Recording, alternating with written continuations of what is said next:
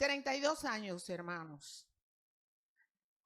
A veces se dicen muy fácil, pero no es tan fácil. 32 años de trabajo, 32 años de esfuerzo, 32 años de bendiciones. Yo le doy muchísimas gracias al Señor porque un 10 de agosto del año 93 llegué yo a este lugar, bueno, no aquí, pero a esta congregación, que no era en ese tiempo una congregación, sino era un grupo. Era un grupo de reunión. Al poco tiempo se hizo la congregación y 32 años cumplimos.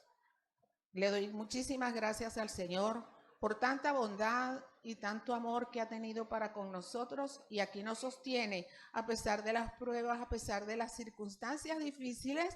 Dios obra en cada uno de nosotros y cada día nos sustenta, y le damos la gloria y la honra al Señor por eso. Vamos a ponernos un momentito de pie y vamos a orar.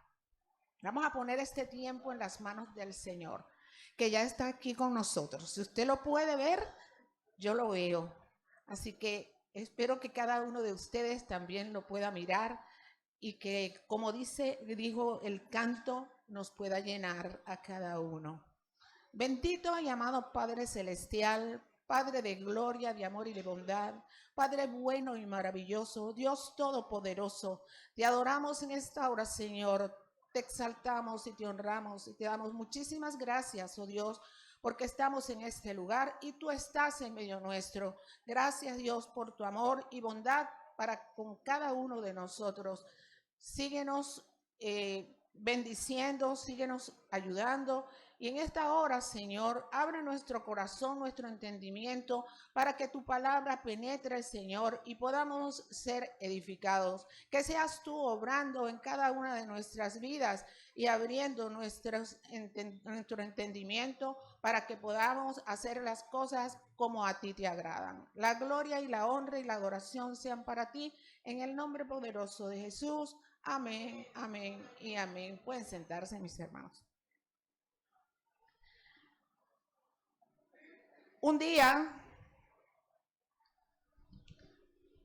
tal vez muy bonito, muy precioso, una princesa se paseaba por la ribera del río y ella en un momento ve una canasta en medio de los juncos. Le dice a una de sus doncellas que vaya y busque la canasta. Y cuando ella revisa la canasta, se encuentra ¿qué? Un hermoso niño. Pero ese niño estaba llorando. Y entonces ella pues le busca una nodriza para que amamante al niño. En esa época pues se utilizaban las nodrizas, y esta nodriza amamantó al niño. Generalmente era de unos 2 a 3 años que los niños eran amamantados. Cuando se cumplió el tiempo, la nodriza fue al palacio y le llevó a la princesa el niño. Este niño fue criado en medio de ellos como un príncipe. Fue enseñado en la lengua, en las ciencias, en las artes y en las costumbres de ese lugar. Fue un niño privilegiado. Dios le bendijo grande y poderosamente. Siendo ya un joven, paseando por el lugar, vio que había un hombre nativo del lugar que estaba golpeando a uno que era extranjero. En eso, pues, él intervino para defender al extranjero, pero el otro hombre murió. Él, pues, asustado, tuvo miedo de que lo fueran a descubrir y huyó. Se fue lejos, muy lejos. Llegó a tierras muy lejanas. Allí en ese lugar, él encontró a una chica muy linda, muy hermosa, con la cual se casó y tuvo 2 hijos. Él se ocupaba de atender las ovejas de su suegro. Y va pasando el tiempo, y va pasando el tiempo. Tiene 80 años este varón. Y un día, cuidando las ovejas de su suegro, ve que hay un monte que se quema, pero el monte no se consume. Y ve que se quema. Entonces esto le llama la atención y se acerca. Llega y va. Pero cuando está cerca, escucha una voz. Escucha una voz. No te acerques, quita tus sandalias, que el terreno que pisas, santo es. Oh, inmediatamente, ¿qué hizo? Se tapó la cara. ¿Por qué? No quiero ver a Dios.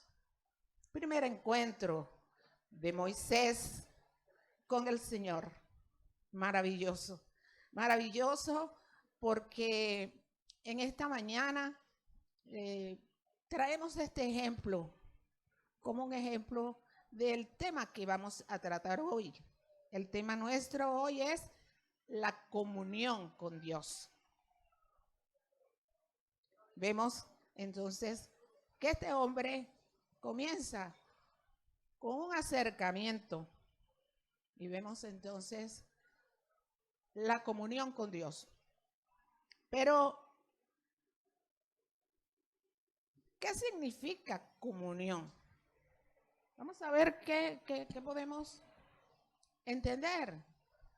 Si nos vamos a la lengua original, en el original hebreo, no hay una sola palabra que determine la palabra comunión. Encontramos la más apropiada de Bakut, que significa adherirse, apegarse, en referencia a la unión con Dios. Es un apego amoroso hacia Dios. La raíz chavar también tiene algo que se puede utilizar para la definición de comunión y significa algo en común y compartido. Se puede utilizar como casa común, compartida. Y en el original griego, la palabra es koinonia. Tal vez esta palabra les sea a ustedes más familiar porque se utiliza pues en el Nuevo Testamento. Koinonia, que significa participación, compañerismo, comunión. ¿Qué podemos decir entonces de comunión? Comunión es una relación de participación mutua donde Dios se comunica con el creyente y él a su vez responde con alegría y con obediencia. Esto va, vamos a decir, ligado a una unión con Dios, a un participar de su palabra, a un participar de sus mandamientos y a llegarse en una unión muy íntima con Dios a través del amor y de la búsqueda constante de su presencia. Es apartarse del mal, es obrar con misericordia, con amor y con bondad. Vamos a leer en Éxodo 34. Éxodo 34, versículos del 27 al 35.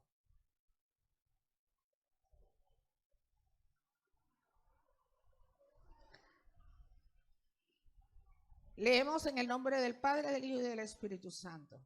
Dice la palabra de la siguiente manera. Jehová dijo a Moisés, escribe tú estas palabras, porque conforme a estas palabras he hecho un pacto contigo y con Israel. Moisés estuvo allí con Jehová 40 días y 40 noches.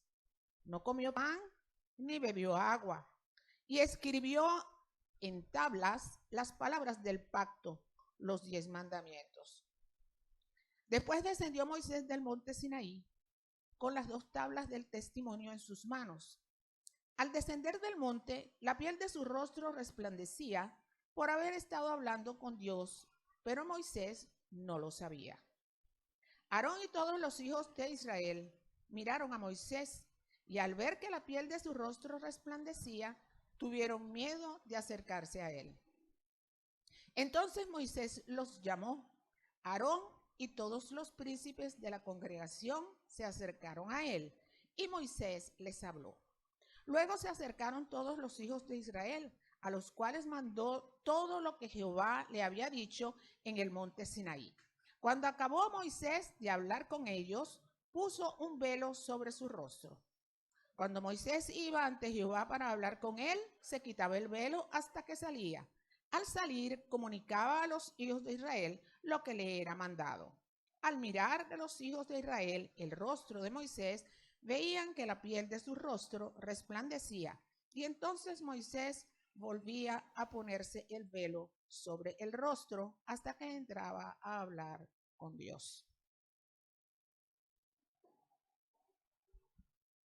En este concepto de comunión, vamos a resaltar 4 puntos que son importantes.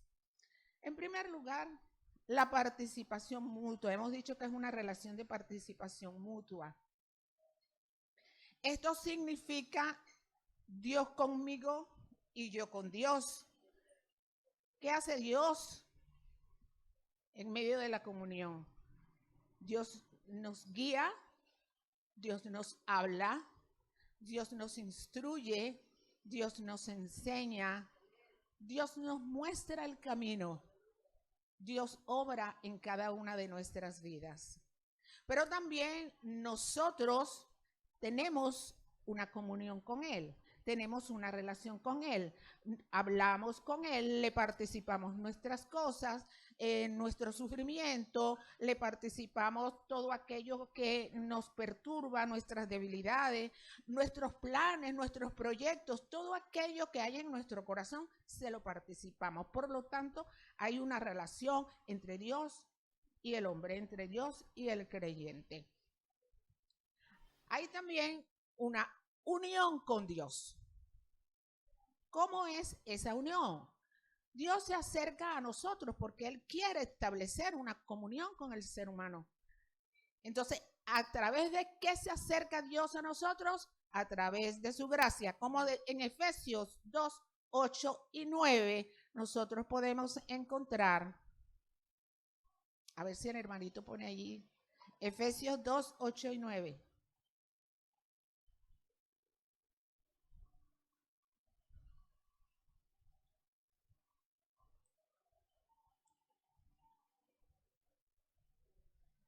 Dice así: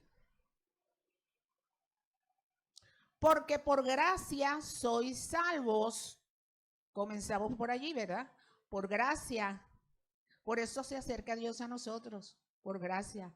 Porque por gracia sois salvos por medio de la fe, y eso no de vosotros, pues es don de Dios, no por obras para que nadie se gloríe. Y en Romanos 5, 1 y 2 dice: justificados pues por la fe, tenemos paz para con Dios por medio de nuestro Señor Jesucristo, por quien también tenemos entrada por la fe a esta gracia, en la cual estamos firmes y nos gloriamos en la esperanza de la gloria de Dios. O sea que Dios se acerca a nosotros, hay una unión de Dios con nosotros a través de su gracia. Pero también nosotros nos acercamos a Dios a través de ¿qué? De nuestra fe y de nuestro arrepentimiento. Debe haber un arrepentimiento genuino, sincero de parte de nosotros para acercarnos a Dios. También, ¿cómo se comunica Dios con nosotros? A través de su palabra, ¿verdad? A través de su palabra, como nos dice 2 de Timoteo 3, 16 y 17.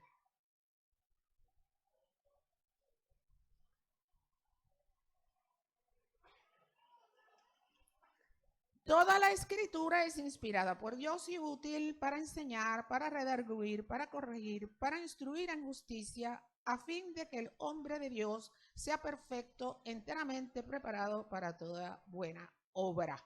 Quiere decir pues que el Señor nos habla principalmente a través de su palabra y que nosotros debemos leerla, escudriñarla para poder saber qué es lo que Dios nos quiere decir. Si no leemos la Biblia, si no la escudriñamos, no vamos a saber qué quiere decirnos Dios. También nos habla a través de su espíritu. ¿Por qué? Porque Dios ha puesto su espíritu en nosotros y tenemos en 1 Corintios 3:16. ¿Acaso no sabéis que sois templo de Dios y que el espíritu de Dios está en vosotros? El espíritu de Dios está en nosotros y el espíritu de Dios nos habla. El Espíritu de Dios nos guía, nos instruye, nos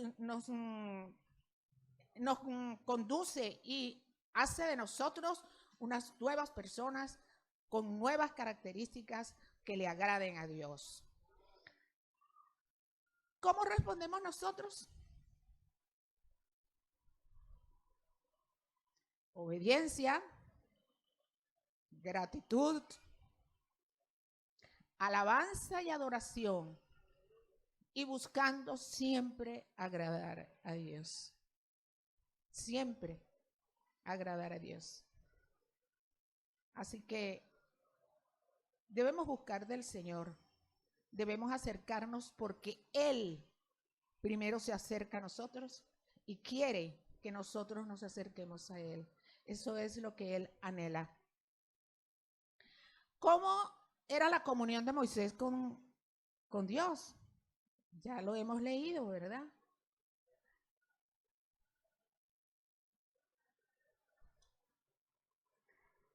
Leamos el versículo 28 y 29 de Éxodo 34. Moisés estuvo allí con Jehová 40 días y 40 noches. No comió pan ni bebió agua.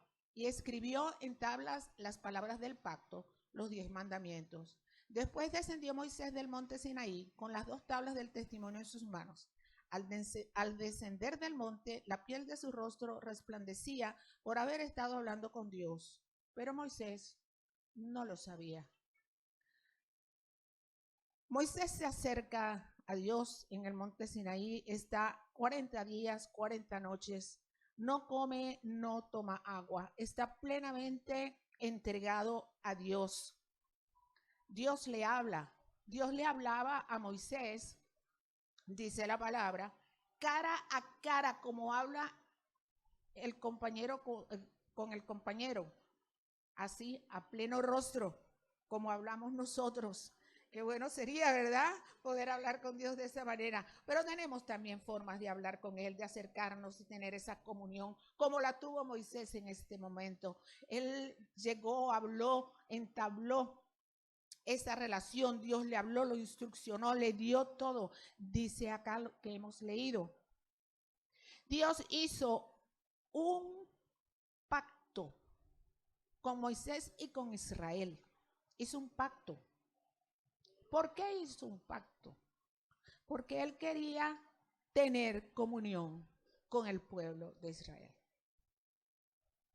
Y en este momento en el cual Moisés y él están conversando, él le está instruccionando, él le está enseñando todo lo que quiere que él le lleve al pueblo de Israel y quiere que ese pueblo tenga comunión con él. Entonces,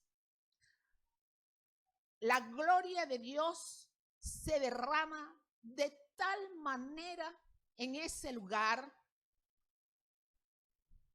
que el rostro de Moisés comienza a brillar. La gloria fue intensa, extrema, pero Moisés no se dio cuenta. Moisés no se fijó que su rostro brillaba. La comunión fue grande y poderosa, intensa. Pero veamos qué sigue diciendo aquí los siguientes versículos. Aarón y todos los hijos de Israel miraron a Moisés y al ver que la piel de su rostro resplandecía, tuvieron miedo de acercarse a él. Resulta ser que el resplandor no era como cuando usted ve algo que brilla así tenuemente, no. Eran rayos que emanaban del rostro de Moisés, eran rayos como si fueran picos o cuernos.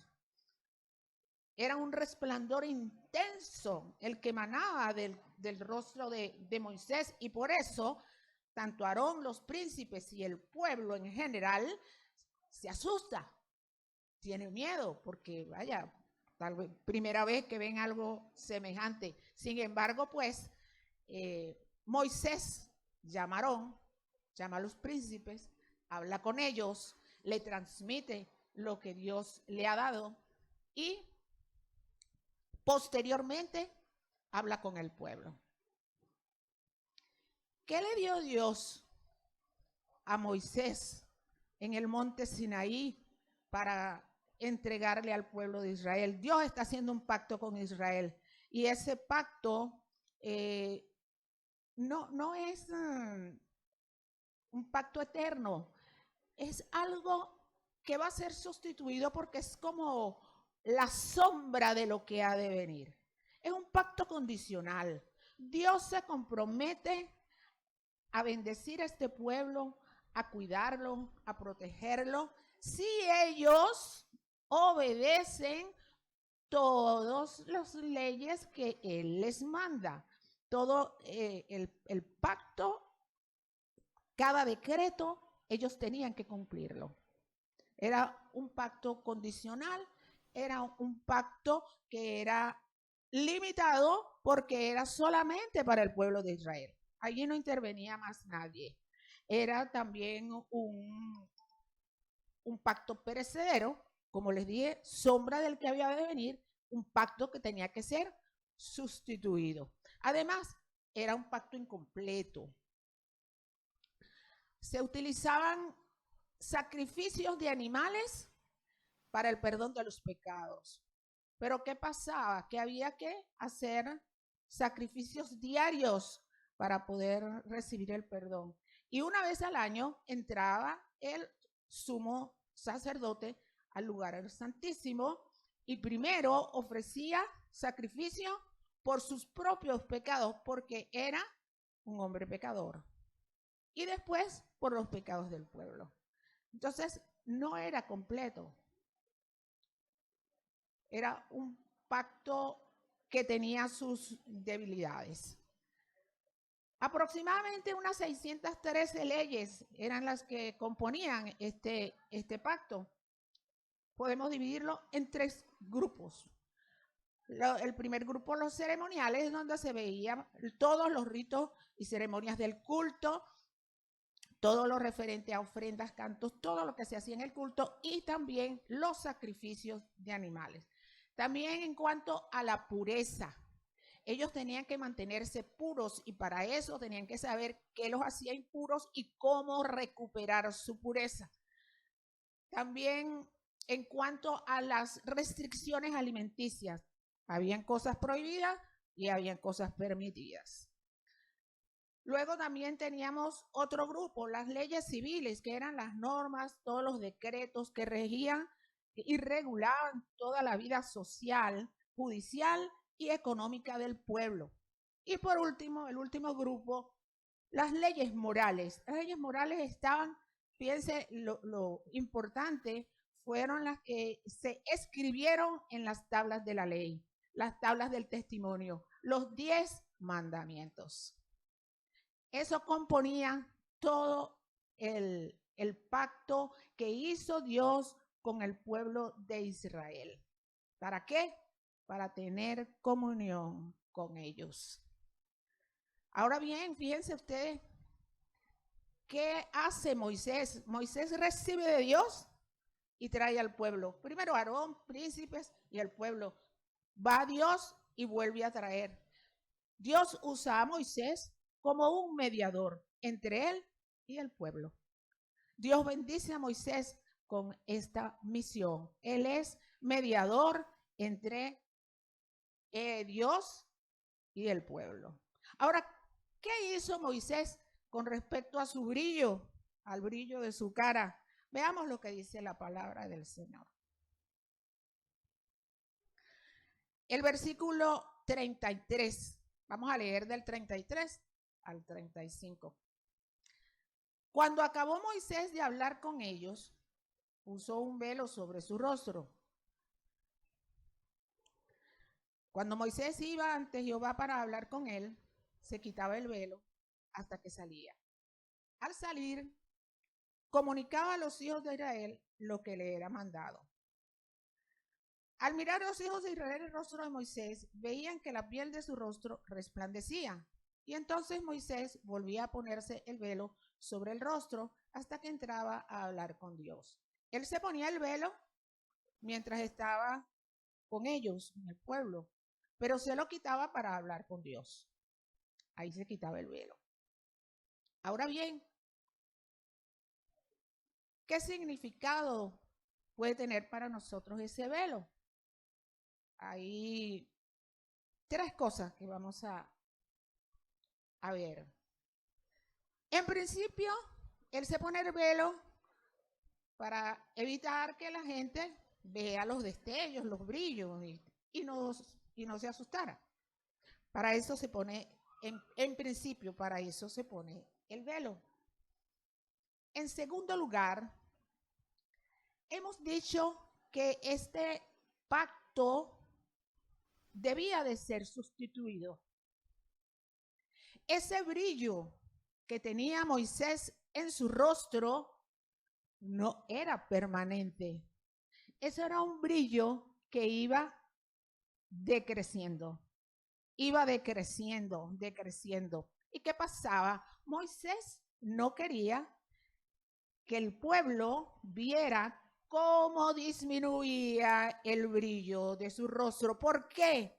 Porque eso implicaba que el pueblo podía dudar del pacto que había recibido de Dios y también de su liderazgo delante de ellos. Por eso Moisés entonces pone el velo. De esta manera ellos no están viendo cómo va disminuyendo el brillo de su rostro. Pero hay un tercer punto que podríamos tocar y que pues nos lo habla el apóstol Pablo. En 2 Corintios 3:7, allí podemos leer lo siguiente. Si el ministerio de muerte grabado con letras de piedra, ¿a qué hace referencia aquí Pablo? Al pacto antiguo, a las tablas de la ley, al pacto que hizo Dios con Israel.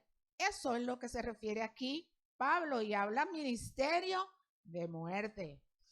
Tanto que los hijos de Israel no pudieron fijar la vista en el rostro de Moisés a causa del resplandor de su rostro, el cual desaparecería. Ese reflejo, ese brillo, iba a desaparecer. ¿Cómo no será más bien con gloria el ministerio del Espíritu? Si el ministerio de condenación fue con gloria, mucho más abundará en gloria el ministerio de justificación. Recuerden que les he dicho que la gloria de Dios se derramó intensamente cuando Moisés estaba con él en el Sinaí. Esa gloria fue intensa y por eso Moisés entonces tenía el brillo en su rostro y es a lo que se refiere Pablo en este escrito. Entonces el ministerio de condenación era el pacto porque la ley hace ver el pecado, muestra el pecado. Sin embargo, no destruye el pecado, no lo destruye. Entonces, ¿por qué aún lo que fue glorioso no es glorioso en este respecto en comparación con la gloria más eminente?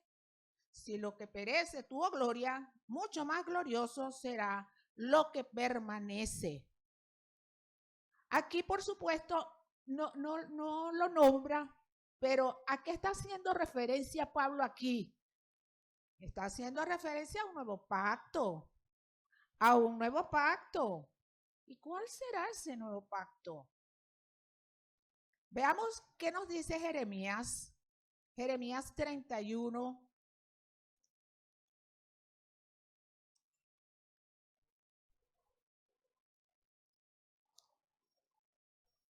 Vamos a leer desde el 31 hasta el 34. Vienen días, dice Jehová, en los cuales haré un nuevo pacto con la casa de Israel y con la casa de Judá. No como el pacto que hice con sus padres el día en que tomé su mano para sacarlos de la tierra de Egipto, porque ellos invalidaron mi pacto, aunque fui yo un marido para ellos, dice Jehová. Pero este es el pacto que haré con la casa de Israel después de aquellos días, dice Jehová. Pondré mi ley en su mente y la escribiré en su corazón, y yo seré su Dios y ellos serán mi pueblo.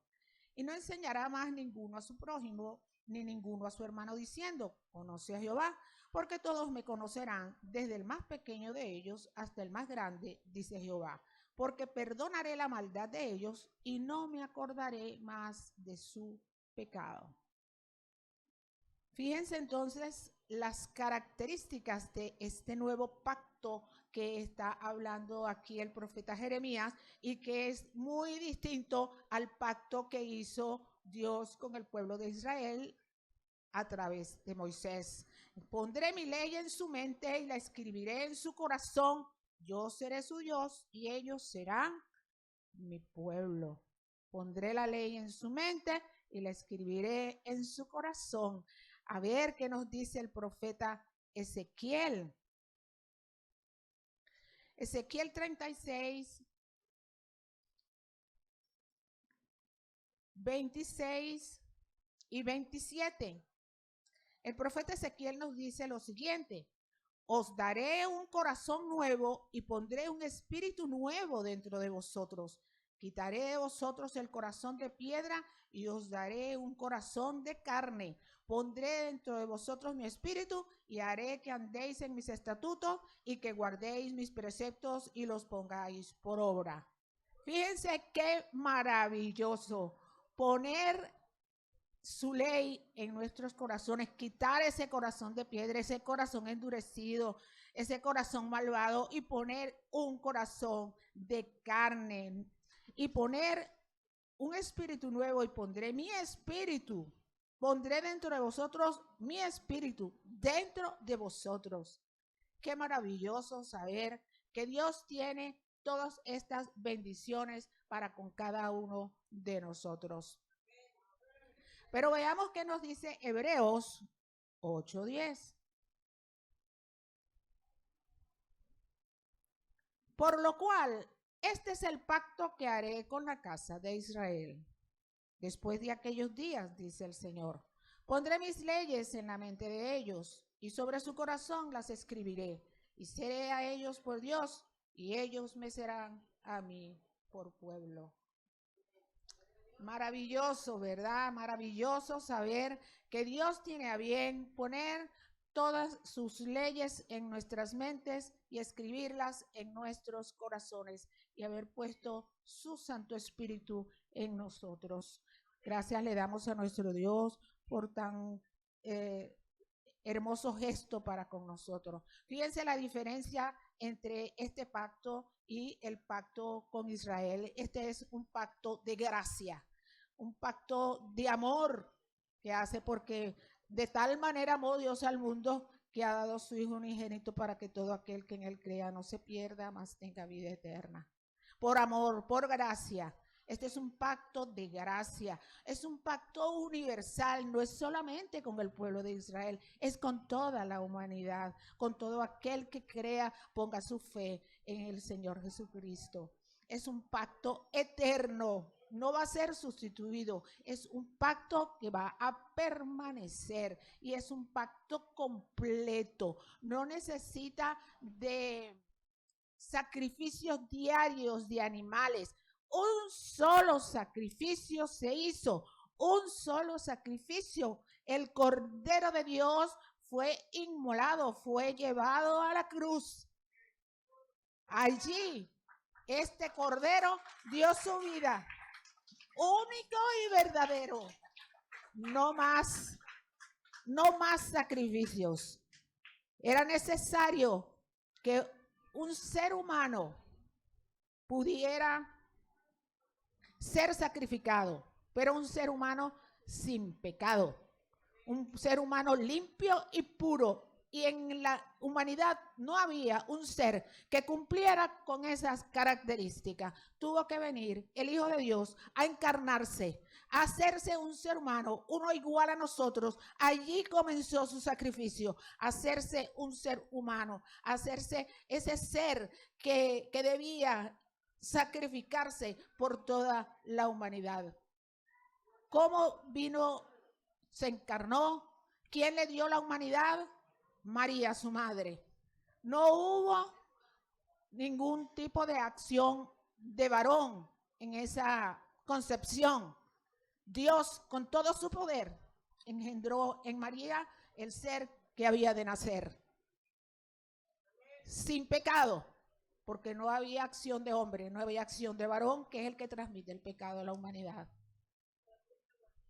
Un hombre, un ser humano limpio, puro, sin mancha, que venía a ser sacrificado en la cruz, muerto por cada uno de nosotros, para hacer un nuevo pacto. Ese nuevo pacto que lo leímos hace rato en 1 Corintios 11.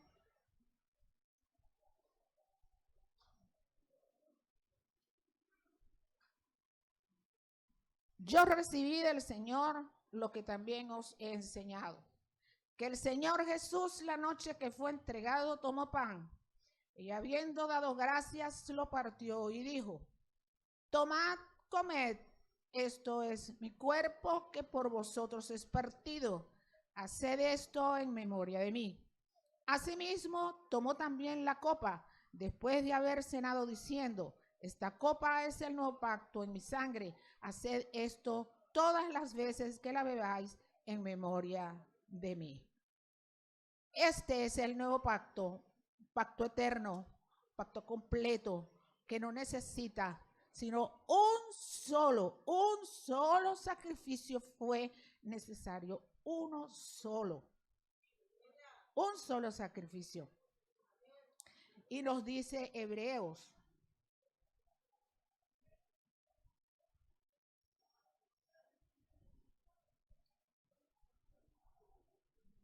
4.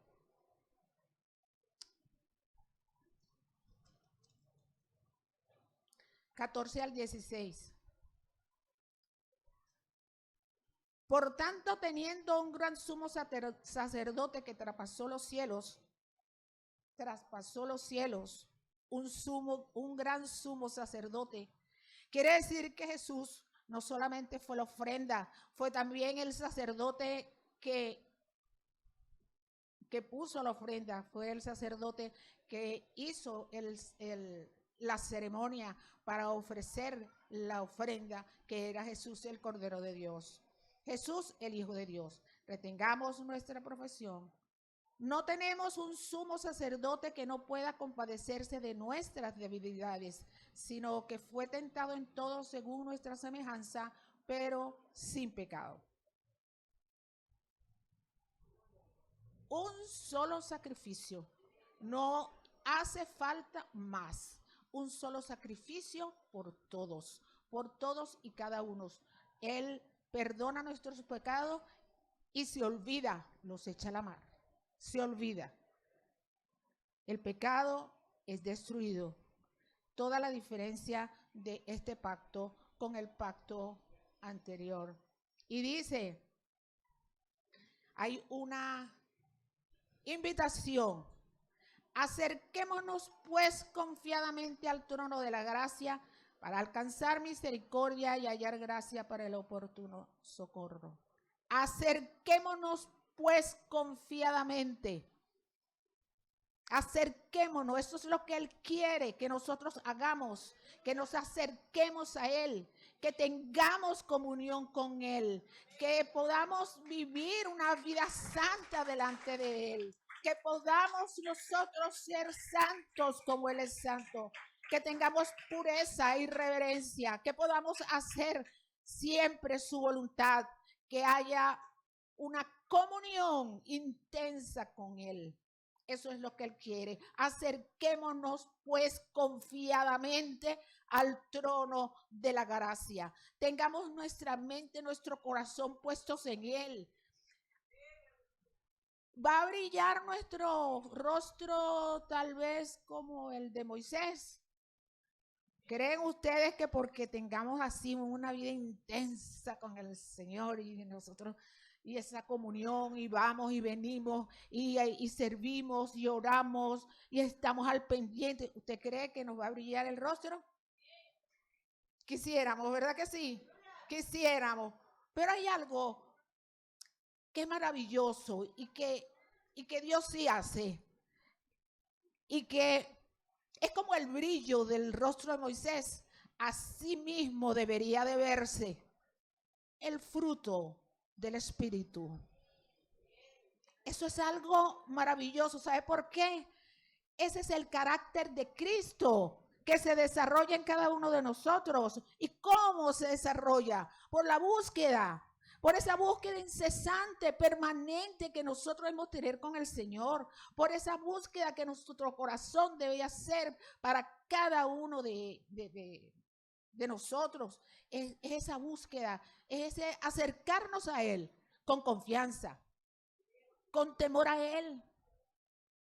Así, ese fruto que lo tenemos en Gálatas,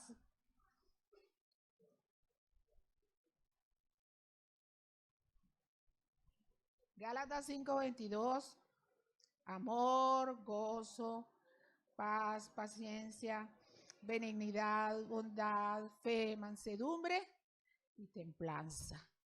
Estos son los atributos del carácter de Cristo. Y esos atributos deben reflejarse en cada uno de nosotros. Deben desarrollarse armónicamente de la misma manera en la cual se formó el brillo del rostro de Moisés. Asimismo debe formarse ese fruto en medio de nosotros, porque tenemos al Espíritu Santo en nuestro ser. Como lo dice Pablo, ¿acaso no sabéis que soy morada y templo del Espíritu Santo? Dios puso su Santo Espíritu en nosotros. Y ese Santo Espíritu en nuestras vidas va a ayudarnos, va a hacernos, va a guiarnos y va a hacer que ese fruto del Espíritu, que todos esos atributos de Cristo se reflejen en cada uno de nosotros y que sin palabras nosotros podamos ser fiel testimonio ante los demás de que Cristo vive en nuestras vidas. Eso es necesario. Eso es necesario. Podemos tal vez tener algunas como reglitas prácticas para esa búsqueda del Señor. Pudiéramos decir algunas, ¿verdad? Primero, nosotros debemos reconocer nuestra condición. Nosotros debemos reconocer delante de Dios nuestras debilidades, nuestros errores, cómo nos comportamos, lo que nosotros hacemos. Todo eso, reconocer nuestra condición ante Dios. Segundo, buscar el primer amor. Cuando la gente está enamorada, quieren estar juntos todo el tiempo, quieren buscarse, quieren hablarse, quieren permanecer juntos. Ese es el primer amor que Dios quiere. Como le dijo a través de Juan a la iglesia de Éfeso, allá en el Apocalipsis. tengo en contra de vosotros que han perdido el primer amor. ¿Hemos perdido el primer amor nosotros? ¿Hemos perdido ese primer amor? Busquemos el primer amor y acerquémonos al Señor confiadamente, permanentemente, en todo momento, buscándole, buscando su presencia para tener esa comunión, obedeciendo su palabra. Pero para obedecer la palabra tenemos que conocer la palabra. Tenemos que saber qué nos dice el Señor en su palabra. Escudriñarla, leerla, aprenderla, memorizar. Eso debemos hacer para obedecer en todo tiempo, obedecer cada uno de sus preceptos. Y hay algo que es muy recomendable para que cada uno de nosotros pueda establecer ese contacto diario e íntimo con Dios. Y es crear hábitos. Buscar un lugar específico donde usted esté solo, donde nadie le interrumpa, donde nadie le esté allí que vaya a llegar en un momento inesperado y le interrumpa su comunión.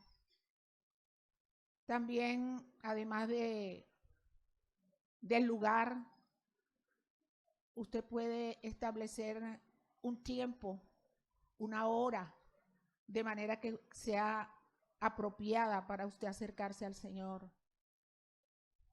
Y así, otros hábitos que usted pueda crear, cómo leer la palabra. El total es que usted busque la manera de comunicarse con Dios, que usted pueda llegar confiadamente al trono de la gracia, que usted pueda acercarse para tener esa comunión con el Señor y que pueda apreciar la gloria de este pacto, de este nuevo pacto. No como los judíos que no tuvieron el conocimiento de la gloria del antiguo pacto y mucho menos la tienen ahora de la gloria del nuevo pacto. Nosotros debemos tener esa certidumbre de la gloria de este pacto que hizo Jesucristo posible en la cruz del Calvario.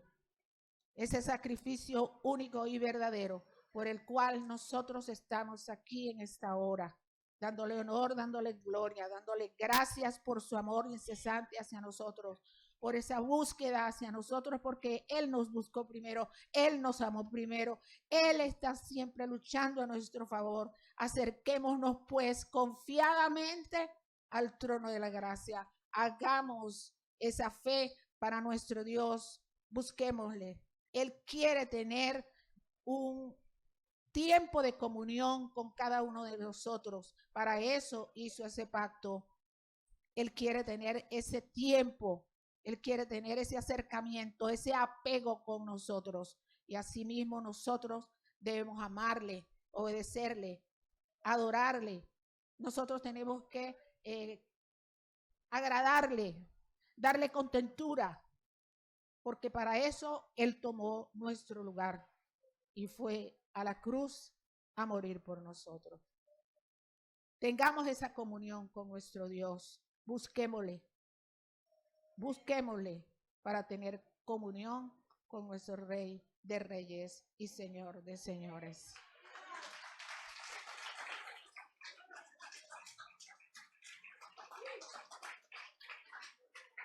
Y la gloria sea para Dios, la honra, la adoración, la alabanza, porque Él es digno de todo honor y toda gloria.